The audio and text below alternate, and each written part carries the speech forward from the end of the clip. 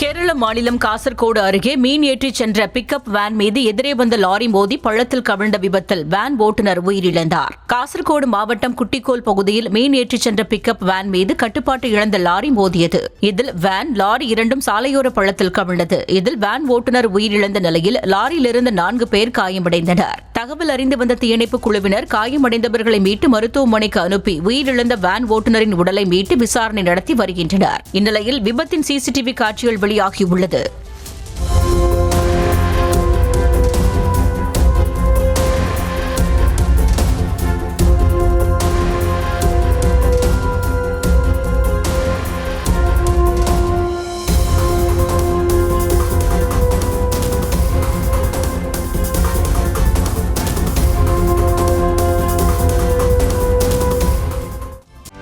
செய்திகளை உடனுக்குடனும் துல்லியமாகவும் தெரிந்து கொள்ள சப்ஸ்கிரைப் பண்ணுங்க.